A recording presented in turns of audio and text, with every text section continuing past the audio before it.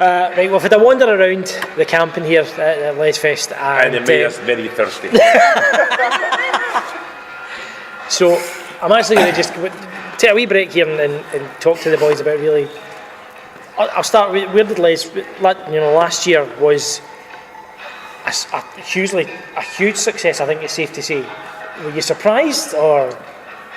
Yes. Well, I was surprised. I mean, it was a rush job, if you like. It was just put together very quickly, and I'm on record before as saying it was put together for two reasons. One, I had 2 bottles of red wine, and I just took a daft notion. And the Sonosphere was cancelled, and I say I was never trying to be Sonosphere. It was just finding something to do that summer with my kids and people that I knew in bands, and that's really it. And it was meant to be about, and it still is, about local Scottish acts, up and coming bands, new talent, pretty underground stuff really, if I'm being honest. And we did what we did last year, and it was successful.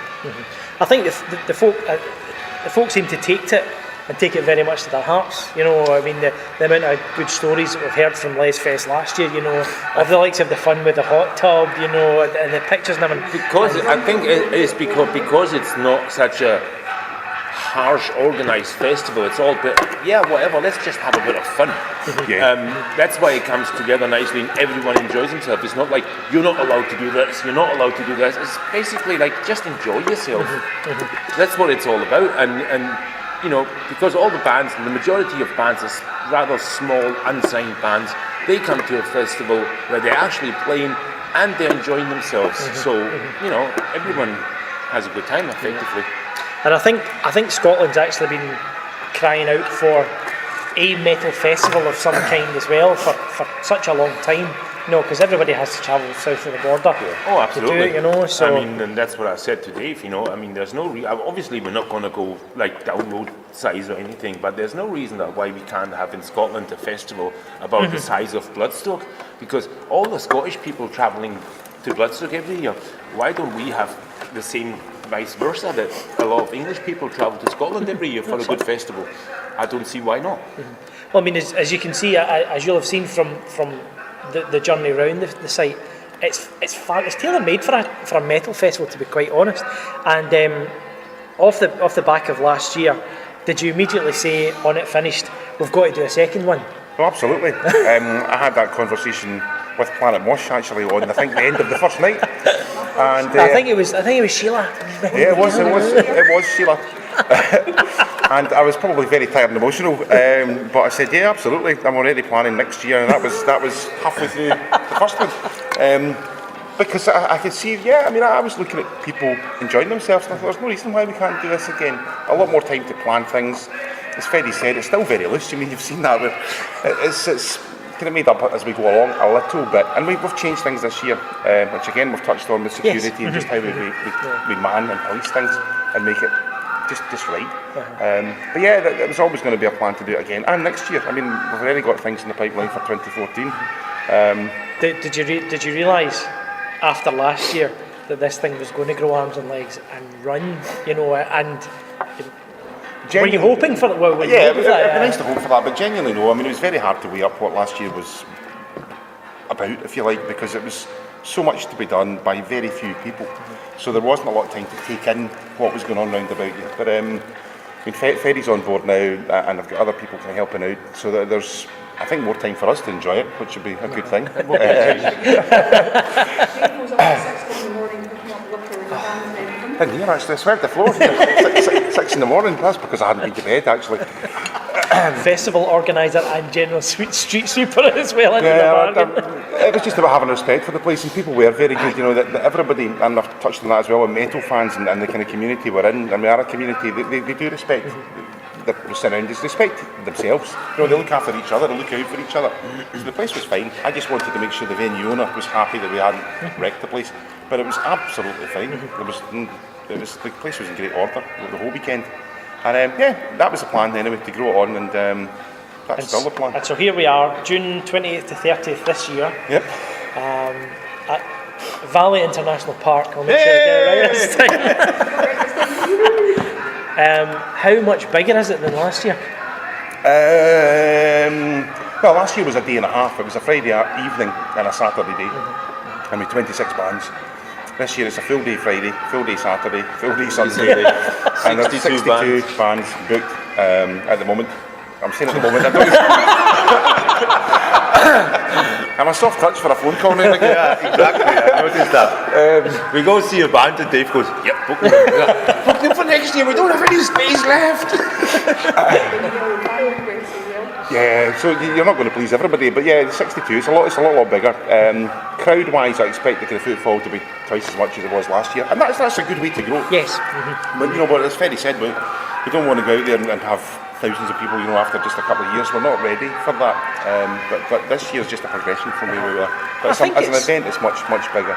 I think for an event of this size as well, the pricing is actually very sensible. It's not you're not going your silly monies like I know, as you say, it's a much more personal festival kind of thing. But even still, the amount that's being charged for entries is buttons. Well, not only for entries, what you're getting, all the add-ons as well. If you go to the big festivals, they charge you 25 quid extra just to park your car.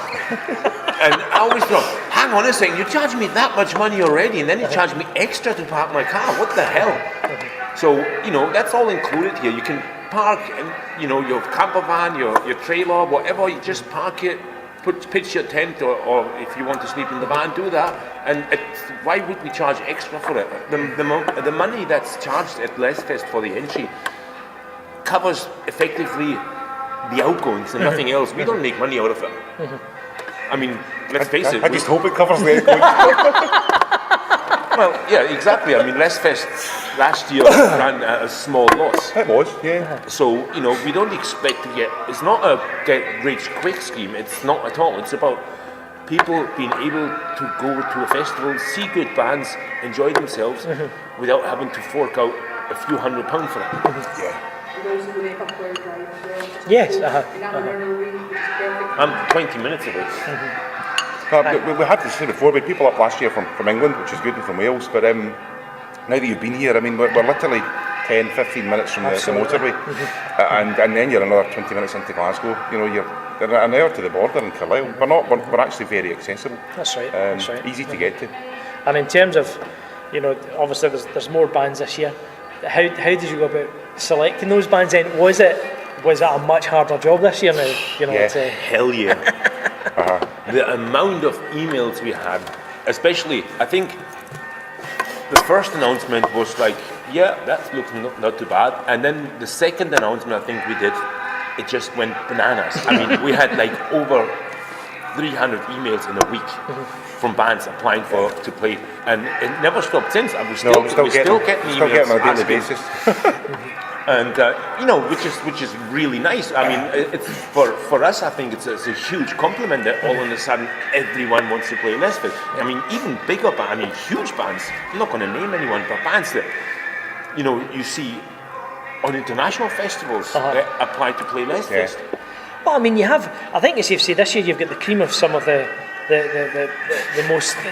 biggest up and coming bands in the UK. Certainly, the likes of Evil, the likes of Furion. You've got Jet Black. You've got Bonafides. They're Scandinavia. They're from Sweden. Yeah. So I mean, and you're covering every from one side of metal to the other into your rock and acoustic. It's just a fabulous mix of bands, Again, that's what you kind of have to do, I think. You can't, obviously you can run an extreme metal festival or a prog rock festival but... I'll give that a go though next year. Another one you heard first, right? I think I think you have to be a bit more diverse if you want to, get people in, because otherwise you just limit yourself to the audience. And you want to be everyone.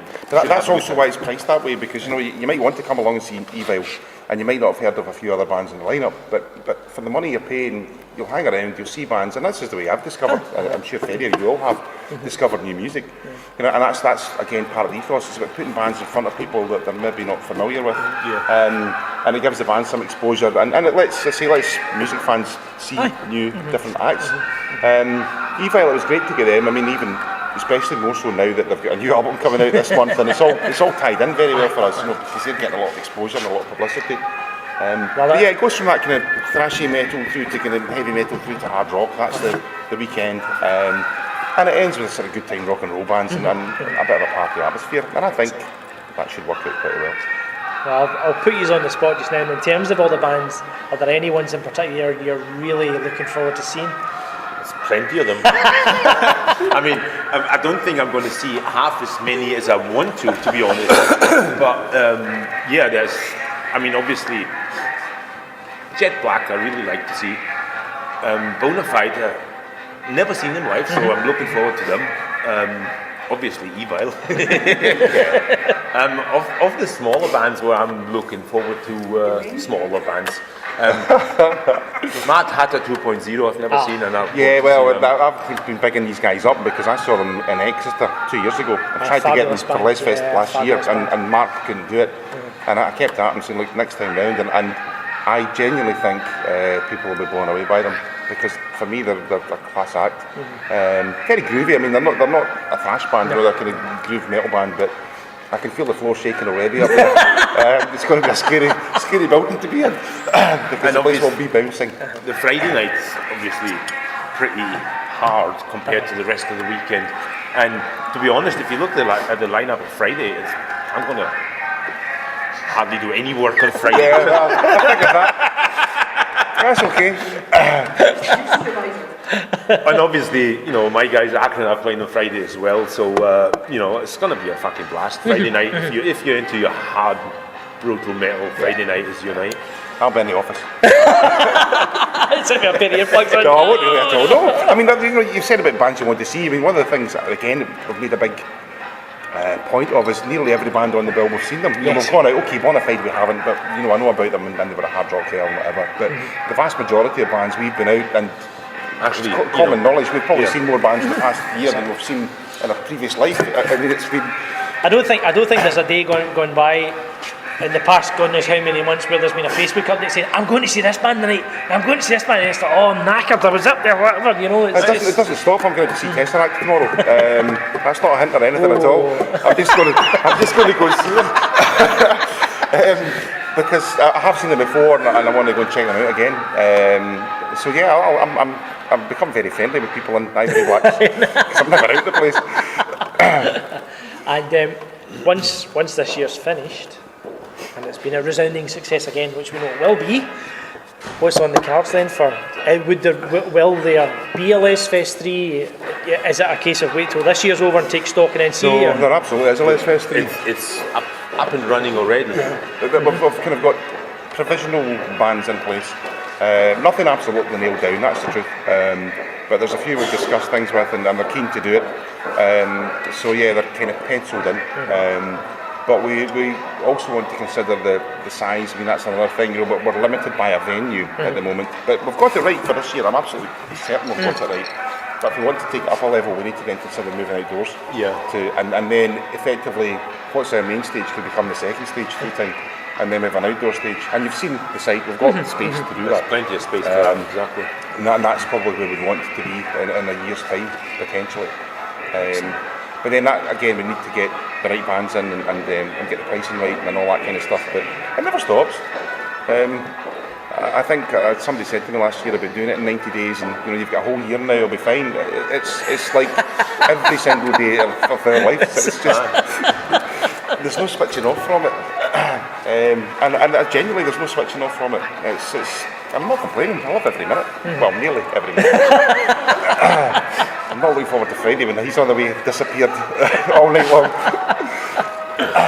I'm still going to pop in and out and help. Yeah. But, because the Jaeger will be in the office. All the bands over there, that's it, and the press, for that matter, where the Jaeger's concerned. Now, should I say, to get tickets, you need to go to www.les-fest.co.uk. As Dave said, Les Fest is very, very easy to get to. There's full directions on the website, along with a breakdown of who's playing, along with camping prices and ticket prices. It's all there. There will be day tickets, which we've not done yet. We will release some day tickets nearer the time, but the way the weekend and camping tickets are going, there won't be many of them left. Yeah. So yeah, we'd still like people to come for the weekend. I mean, that's part of the event, is to come for the whole weekend. But £35 for a weekend ticket, an extra tenner to camp. And it's nothing. Yeah. And the extra tenner basically covers what it's going to cost to put in showers and toilets and all the stuff we need. So, it's very, very good value for money. It really is. So there you go, June 28th to 30th, Les Fest at Clyde Valley International. I nearly said it wrong. Valley International Park.